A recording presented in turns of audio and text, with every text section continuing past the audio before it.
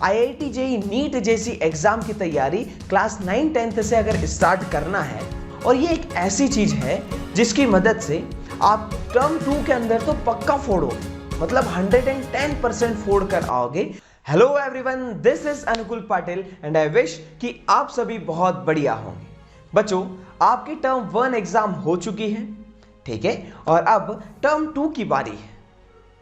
लेकिन बच्चों, आज इस वीडियो के अंदर ना ही हम टर्म 1 एग्जाम के बारे में बात करेंगे, ना ही टर्म 2 एग्जाम की तैयारी के बारे में बात करेंगे, लेकिन इन दोनों से ज्यादा इंपॉर्टेंट एक ऐसी चीज है जो आपको इस टाइम पर जानना बेहद ज्यादा जरूरी है, उसके बारे में बात करने वाले हैं।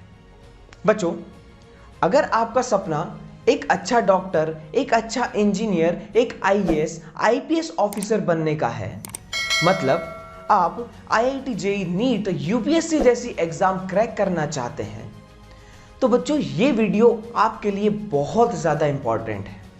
हाँ, आप क्लास 9th क्लास 10th में हैं, इस टाइम पर भी आपके लिए बहुत ज्यादा इंपॉर्टेंट वीडियो है। तो आइए स्टार्ट करते हैं बिना किसी देरी के।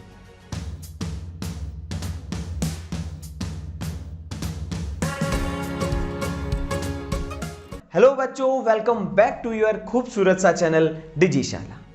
बच्चों, आज मैं आपको एक रियल लाइफ इंसिडेंट बताता हूं, ठीक है।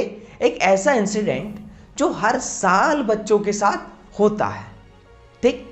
बच्चों, मैं एक ऐसे कोचिंग इंस्टीट्यूट के अंदर पढ़ाता हूं जहां पर हर साल कई IIT जेईई नीट के अंदर सिलेक्शन होते हैं और कई बहुत अच्छी रैंक के साथ भी सिलेक्शन होते रहते हैं, ठीक। हर साल जब एक नया बच्चा 10th से 11th के अंदर आता है, ठीक है, तो वो अलग अलग जगह से अपने सपने लेकर एक अच्छे डॉक्टर, एक अच्छे इंजीनियर बनने का सपना लेकर कोचिंग के अंदर 11th के अंदर आता है, ठीक। जब वो 11th में आता है, ठीक है, तो वो उसकी स्कूलिंग कर आ रहा होता है या अपने शहर के कुछ छोटे छोटे कोचिंग से पढ़कर आता है। अच्छा, ठीक है, तो उस टाइम पर बच्चे को 11th के अंदर फोर्स की यूनिट नहीं पता होती है। बच्चे को यह नहीं पता होता है कि ग्रेविटेशन के अंदर जो स्मॉल g होता है और जो कैपिटल G होता है, इसके अंदर क्या डिफरेंस है। बच्चा करंट की डायरेक्शन नहीं बता पाता है, ठीक है, पोटेंशियल डिफरेंस क्या होता है यह बच्चा कोई डिफाइन नहीं कर पाता, ठीक। और बच्चों, जो हम x³ लिखते हैं ना, बच्चा उसको 3x लिखता है। 2 की पावर 3 लिखा है तो वो 2 को 3 से मल्टीप्लाई कर 6 आंसर देता है। और बच्चों, ये सब चीज के अंदर किसी बच्चे की दिक्कत नहीं है, एक्चुअल में उसके बेसिक्स की प्रॉब्लम है। और बच्चों, बेसिक्स की जो स्टार्टिंग है ना, वो हो जाती है क्लास 9th से, ठीक है। तो अगर हम 9th क्लास से हम अच्छे से पढ़ना स्टार्ट नहीं करेंगे, एक सही डायरेक्शन के अंदर पढ़ना स्टार्ट नहीं करेंगे ना, तो जाहिर सी बात है हम भी इसी तरह के स्टूडेंट बनकर रह जाएंगे। और इन बच्चों के साथ पता है प्रॉब्लम क्या होती है, जैसे जैसे कोर्स आगे बढ़ते जाता है ये बच्चे डिमोटिवेटेड होते जाते हैं, और सिलेक्शन तो दूर की बात है, ये सिलेक्शन से कई कोसों दूर रह जाते हैं, ठीक है। रैंक आना तो बहुत दूर की बात है, ये बहुत ज्यादा पीछे रह जाते हैं, ठीक है। तो बच्चों, हम अगर क्लास 9th 10th से हमारे बेसिक्स के ऊपर काम करना स्टार्ट कर दें, सही कॉन्सेप्ट पढ़ना स्टार्ट कर दें, तो हम कम से कम सिलेक्शन तो कर आएंगे, ठीक। अब बच्चों, आपको मैं एक छोटी सी बात बताता हूं। अगर आपने किसी भी IIT जेईई या नीट के टॉपर का इंटरव्यू देखा होगा या किसी भी कोचिंग इंस्टीट्यूट का एडवर्टाइज देखा होगा, जहां पर उन्होंने फोटो लगाई होती है एक बड़ी सी, जहां पर साइड में लिखा होता है कि ये AIR1 है, ठीक है, देखा है ऐसा? बिल्कुल।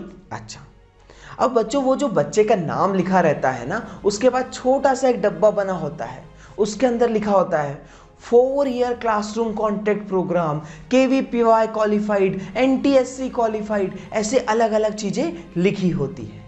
इसका मतलब उस बच्चे ने क्लास 9th से या क्लास 10th से उस कोचिंग इंस्टीट्यूट में उस एग्जाम के लिए तैयारी स्टार्ट कर दी थी। क्लास 9-10th में उस बच्चे को NTSC, KVPY जैसी चीजों के बारे में पता था, ठीक है बच्चों, ठीक। तो बच्चों, हमको ये समझने की जरूरत है कि अगर हम छोटे शहर से हैं या बड़े शहर से हैं, ठीक है, हमारे आसपास इन सारी चीज़ों की फैसिलिटी है या नहीं है, इससे फर्क नहीं पड़ने वाला। बाद में फर्क इससे पड़ेगा कि आपकी AIR-1 आई है या नहीं, आपका सिलेक्शन हुआ है या नहीं हुआ है। ठीक है, अब बच्चों का सवाल आता है कि भैया ये बच्चे क्लास 9th क्लास 10th से ऐसा क्या पढ़ते हैं जो ये टॉपर बन जाते हैं। तो बच्चों इसका सिंपल सा जवाब है कि जो बच्चे बाद में जाकर एक अच्छी एग्जाम को क्रैक करते हैं ना, वो 9वीं 10वीं से ही रटने वाली टेक्निक को दूर भगा देते हैं और समझने वाली टेक्निक को अपना लेते हैं। वो हर एक चीज़ को समझते हैं, उसके क्वेश्चंस को अप्लाई करते हैं। ठीक है, और जो क्वेश्चंस का लेवल होता है ना, इसको बढ़ाते जाते हैं, सिर्फ NCERT तक सीमित नहीं रह जाते। ठीक है, वो और ज़्यादा हार्ड क्वेश्चन अप्लाई करने की कोशिश करते हैं। इससे क्या होता है, सबसे पहली बात तो वो एक एनवायरनमेंट में आते जहां पर कंपटीशन है, मतलब वो एक कॉम्पिटिटिव एनवायरनमेंट के अंदर आते हैं। अब ये कॉम्पिटिटिव एनवायरनमेंट बच्चों को क्या देता है, वो सबसे पहले एक सही डायरेक्शन देता है कि भाई आपको इस डायरेक्शन के अंदर चलना है। ठीक है, उसके बाद ये क्या करता है, बच्चों को मोटिवेट करता है कि भाई तेरे को और पढ़ना है और मेहनत करना है और आगे बढ़ना है। ठीक है, तो बच्चा जब 9वीं 10वीं में इतना ज़्यादा मेहनत कर लेता है, तो जब वो 11th के अंदर आता है ना, तो वहाँ पर क्या होता है कि जो बाकी बच्चे पहली बार 11th में कोचिंग को आ रहे होते हैं, इनसे वो कोसों दूर आगे निकल जा चुका होता है। ठीक है, बहुत आगे होता है इनसे, क्योंकि 9th-10th के अंदर वो JEE नीट जैसे क्वेश्चन पहले ही सॉल्व कर चुका है, वो NTSC जैसी एग्जाम्स के क्वेश्चन सॉल्व कर चुका है। ठीक है, तो बच्चों वो बाकी जितनी भी भीड़ है उससे तो अलग हो गया वो।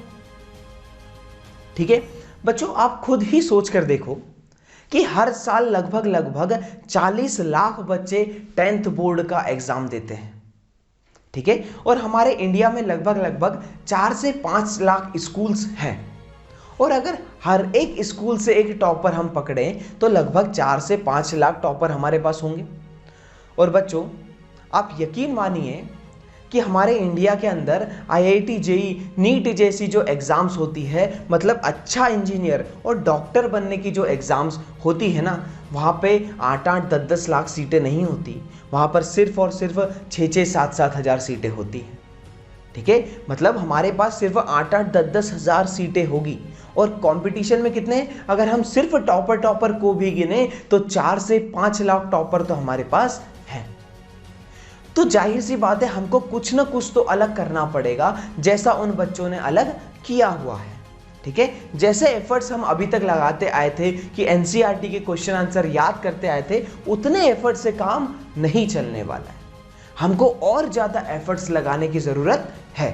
तो बच्चों जैसे हम हमारे स्कूल के अंदर समझते हैं ना कि स्कूल टॉपर है, उसी तरह का एक मेंढक भी एक कुएं के अंदर होता है।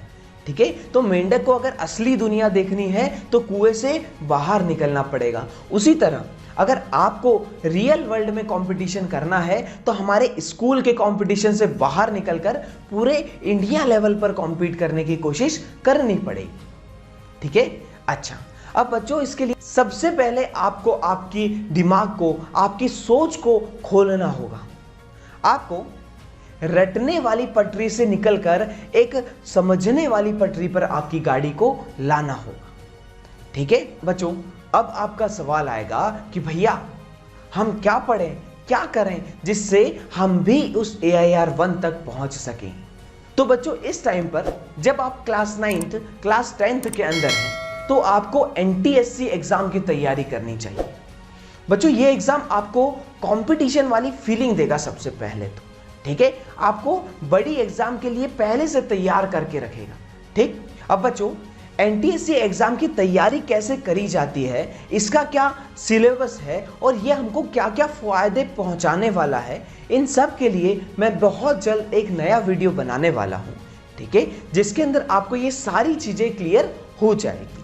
ठीक बच्चों, आपको क्लास 9-10th से अगर आपके बेसिक्स को स्ट्रॉन्ग करना है, आपके फाउंडेशन को स्ट्रॉन्ग करना है, ठीक है, IIT JEE नीट जैसी एग्जाम की तैयारी क्लास 9-10th से अगर स्टार्ट करना है तो हम आपके लिए एक बहुत ही शानदार सी चीज लेकर आए हैं, जो कि आपको आगे के वीडियो के अंदर पता चलती रहेगी। ठीक है, और ये एक ऐसी चीज है जिसकी मदद से आप टर्म 2 के अंदर तो पक्का फोड़ोगे, मतलब 110% फोड़ कर आओगे। साथ ही आप NTSC, IIT जैसी एग्जाम, नीट जैसी एग्जाम की तैयारी भी हमारी क्लास 9th, क्लास 10th से स्टार्ट कर लोगे। ठीक है बच्चों, तो जल्द ही मिलते हैं नए वीडियो में एक बहुत ही शानदार सरप्राइज के साथ। तब तक के लिए स्वस्थ रहें, मस्त रहें, लिखते पढ़ते रहें और देखते रहें डिजिशाला।